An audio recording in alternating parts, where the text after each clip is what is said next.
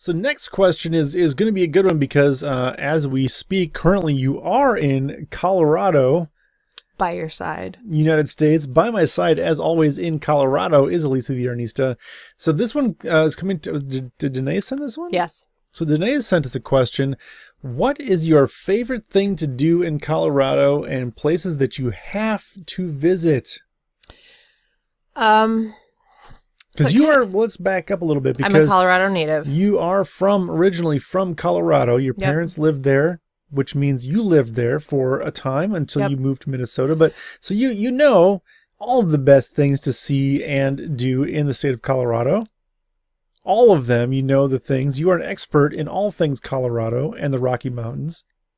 I am not. Oh, okay. But I like Colorado. Colorado is amazing. It's beautiful. It's yeah, colorful Colorado. Yeah, so I grew up in Colorado. And I grew up in Denver.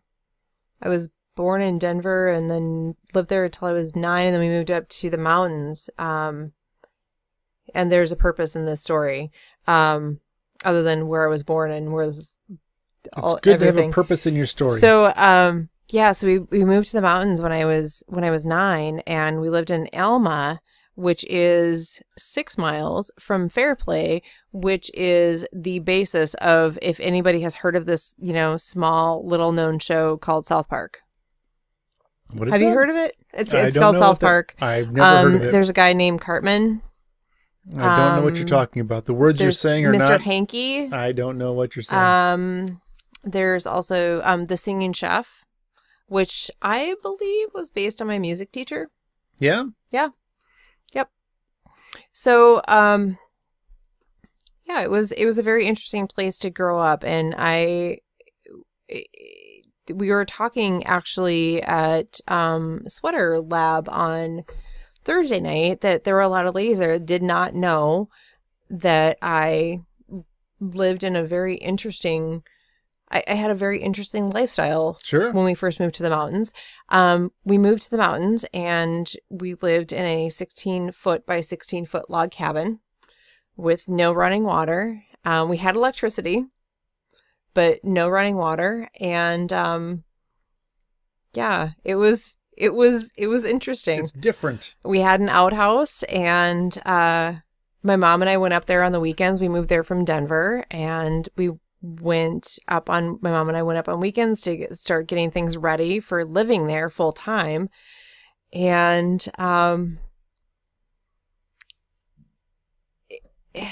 it was very different. So we had a water pump in the kitchen, which is like what you would picture as a pump. We had that there, and we had water that was piped in. But until then, we had to go get water from the fire station, which I would hope the fire station would have water. It seems like a good thing for them to have. But there was a water spigot because it was a town of like 120 people, so nobody had. It was a town of leftover hippies. So nobody had water. Everybody was just there just to live and just have fun, and so. Yeah, so we would go down there, and we didn't have, we had water running into the house, but we didn't have a hot water heater. We didn't have a shower. We didn't have a toilet. We had an outhouse. So, we also had a chemical toilet inside, but I believe the rule was if you use the chemical toilet overnight, then you were also the one that had to empty the chemical toilet in the morning. That sounds fair. So I think it sounds totally fair. So if you were the one to use it, then you had to empty it in the morning. So that was extra incentive to go and use the outhouse. In the middle of January when it's -30. Yeah. So yeah, we heated water in a 50-cup coffee pot, and put it into a solar shower, and hung that on the wall and used that when we showered into like a kiddie pool, one of the fiberglass kiddie pools. I can remember it was white and it had I don't remember who was on it. I'm sure it was some kind of cartoon character. Dora the Explorer? It was not Dora. No, this was before Dora. I'm older than that. A little bit. So, but it was a really good experience and it was a lot of fun. And I mean, eventually when we ended up moving, I mean, yeah, we had running water, we had shower, and we had, you know, more than 16 foot by 16 foot of space. And, but it was a really wonderful experience. I mean, and it happened thankfully, before I went through, you know, the crazy, you know, teens. That might not have gone quite so well. But it was really cool. So so are you saying then that this is one of your favorite things to do in Colorado and a place that you have to visit? I think you should visit the small towns in the mountains in Colorado. Yeah, I would agree with that. Como, Colorado, I don't know what it's like now. I know I grew up in Alma. Alma's Only Bar is a very good place to visit. I don't think it's the only bar anymore. Aw. Things have happened. Como is a very interesting town to visit. There are a lot of ghost stories. That's always fun. Because of the mining. But yeah, I think, you know, go and explore some of the towns in the mountains. What was the town? It was kind of a touristy place where we got fudge and Georgetown. Georgetown? Yep. There's a train pretty. there. There's the Georgetown Loop. There's a train. There are also horses there, ponies. Apparently we got one time that was very, very uncooperative and we had to return it and get a different one. Did you have to put it down and turn it into glue? No. Oh, wasn't that uncooperative? I feel like the one that we maybe got I don't know who it was that we replaced it with. But I mean, Mesa Verde is in Colorado. That's another place that's really good to visit. Is Mesa a mountain? What is Mesa in Spanish? So it's green hill, green mountain, green table. Mesa is a table. I knew that. That's another beautiful place to visit. Colorado has a lot of really amazing things. I mean, it's a lot of, I think I like it because there's a lot of extreme, and I think that's why I like Wisconsin, because it's a lot of extreme geographic areas. Yeah. Like here. I was going to say, Western Colorado is like that. Eastern Colorado is like Nebraska. It's terrible. Very flat and barren and boring. Western Colorado is where the mountains are. No, sorry, Nebraska. If you're from Nebraska, you should move. That's my opinion. Just so you know, we have listeners from Nebraska that actually like Nebraska. If you're from Nebraska, you should move. Say you're sorry. No, I refuse to say I'm sorry. So, my favorite thing, Nebraska? Huh? We have listeners in Nebraska? From Nebraska. Really? Yeah. Oh. Yeah. Okay. I should be more careful about the states that I don't discount anybody. If you're from Nebraska, you should move. Well, they did. They're here now. Well, there you go. That's why they moved, because they lived in Nebraska. So my favorite thing to do, my favorite places that you must visit every trip. I think you need to visit a small mountain town. Yes. I think you need to, Georgetown. Georgetown is beautiful. Very, very, the fudge shop, the candy shop. We used to, my grandma loved Divinity, which is like a marshmallowy kind of super sweet dessert. And we would get Divinity at the little candy shop in Georgetown. Just the mining towns. I think it's very interesting. So those are if you have the time, the place that you must visit is Grand Lake. But not everybody go there because it's beautiful, and you should not have said that because that's where you're going. So nobody go to Grand Lake. It is horrible. It is polluted. It stinks like pee. You should not go to Grand Poop. You should not go to Grand Lake. So Grand Lake is in the Rocky Mountain National Forest. The thing that to me is the most amazing about it is there's nothing. I've been going there since I was probably 6, which was like 20 years ago. Yeah, this is about right. About that. Yeah. So, I've been going there for a very long time. My grandparents used to have a cabin there. And it was bigger than 16 feet by 16 feet. It was at least 18 feet from what I've heard. It had running water. But we used to, we would go there every year in the summer, and the town, even in the last, 10 years since I was, no. It's about 10 years. No, it's been a lot of years. The town has not changed. So in the last, I went there one summer after one of my knee surgeries, which was a long time ago, probably 25 years ago, probably. And the town is hardly any different. Yeah. And so kind of related to people that are from Wisconsin, because I think being from Beaver Dam, Wisconsin, we have a lot of listeners from Wisconsin. It's kind of similar to Door County in that there are no McDonald's, there's no Walmart, there's no chain stores or restaurants, there's no Starbucks. It's all, small, locally owned things. It's very quaint, I guess is probably a good word for it. And we'll talk, maybe we'll save this. We'll talk more about this next week. Maybe Starbucks will be there when I get there this time. No, that won't happen. But when you get back, we'll maybe talk more about Grand Lake and kind of what you've experienced and what you did and what's there and what's not there. I would say that for me, going to Denver, one place that you have to go. You have to go to. One place that you have to go to is amazing. Casa Bonita. Oh, God.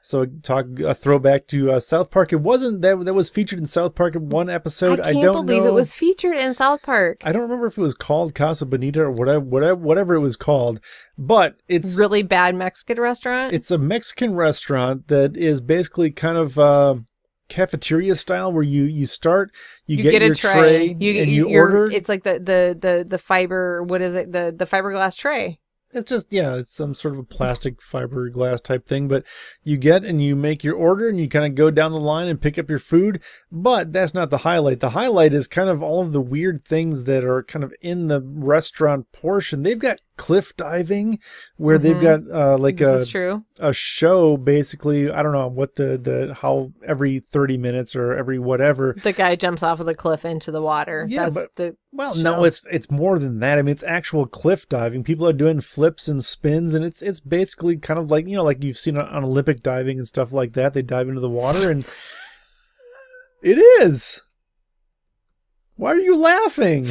It's Casa Bonita, and you just compared it to Olympic No, I didn't compare diving. it to it. I said it's like that, where people are doing like the flips and spins, and don't put down the people that are working there, because they were probably teenagers that were doing the diving. They were really good. So you can go and watch that. And we went there for the lunch show too. We didn't even go there for like the prime time show. So there's that, and there's all kinds of other weird, unusual things. There's interesting shops and caverns. And this place is at kind of like a strip mall. It is. It's in a strip mall, and when you're done, you can go to the magic shop and you can get magic tricks. There's a magic shop in the strip mall. So if you have not been to Casa Bonita, you should definitely go there, because it's pretty amazing. There was one in Tulsa, right? In Tulsa, Oklahoma, and that one closed. Yeah, and that one closed. Unfortunately, I went to Tulsa for work one time, and I'm like, we all have to go to Casa Bonita. And then we got there, and I'm looking it up, and it was closed, and I was so upset, because I'm like, okay, we've got like probably, I don't know, 40 or 50 people. I'm like, we're all going to Casa Bonita. This is going to be amazing. And then we got there and it was closed, and I was so disappointed. I'm like, no cliff divers, no cafeteria Mexican food. Yeah. I'm like, oh, this is so bad. So apparently the only place that can support a Casa Bonita type place is in Denver, Colorado. I don't know what that says about Denver. Which is amazing, because it's not very good Mexican food.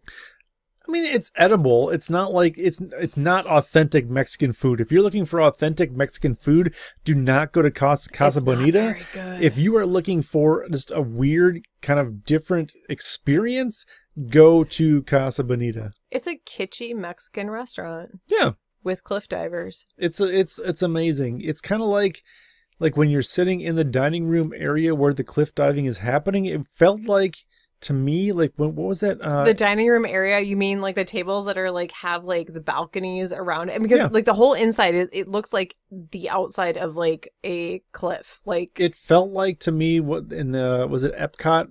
What is the Epcot one where they've like where you go to Mexico and they've got all the pyramids and all of those kinds of things where it's dark and kind of like lit by like blue and green and that sort of thing? It felt like that, where it's kind of like cool and humid, and they've But you got had the really bad Mexican the waterfalls. food with it on a tray. It was not really bad. It wasn't great. It was not like authentic traditional Mexican but it's food. Fun. But it was a lot of fun. It's so much fun. And it was definitely an experience. So if you're in Denver, Colorado, I would definitely recommend go to the going strip there. mall and go to the cliff diving. Go to see Mexican Casa restaurant. Bonita. Yeah. Yeah, and that is like the weirdest thing because I mean I grew up there, and it's still bizarre to me walking in there and that it's in a strip mall. Makes me wonder, was a strip mall built around Casa Bonita? It's very possible, because I don't know how it fit in there, because that building was built specifically for that restaurant, because you don't normally have like 50-foot high ceiling areas in a What strip came mall. first, Casa Bonita or the Magic Shop? I would say probably Casa Bonita. Because we used to go. My cousin went and I went. Everybody that lived there went there. You have to. It's like Chuck E. Cheese for Denver. Yeah, without the animatronic robots. Although they probably could go with some animatronic robots on the cliffs. An animatronic mariachi band. Sure, that would be fun. That would be fun. I'd watch that. You would. I would. Okay. Anything else? Any other things that when we go to Denver or into the state of Colorado in the mountains that we should go to see? Red Rocks. Red Rocks. Well, yeah, I think that, yeah, definitely. If you can schedule your visit to coincide with a show at Red Rock, you should probably do that. Or even, I mean, Red Rocks is open all the time. So if you can even just go and see it, because there have been so many iconic musicians that have played there that just seeing it is amazing. I have not yet seen a show there, but I've heard the acoustics are amazing, and to see an actual concert there is incredible. So we should probably plan that out sometime to go out there and see a show. Yeah, I think so. I think I will pick the show. I'll find something amazing. Marina will take care of it. We don't want you to worry your pretty little head about this. I don't think Behemoth is going to be there. Ghost. Something good like that.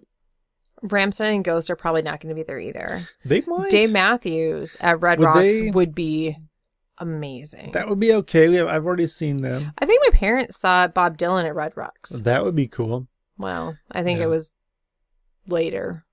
So that would still be cool. What's wrong? Yes. Bob Dylan to this day is amazing. It's a little harder to understand these days. Who cares? But he's still Bob Dylan. He's still Bob Dylan. Yes.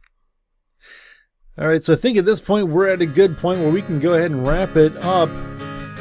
Does that sound like a plan, Elisa?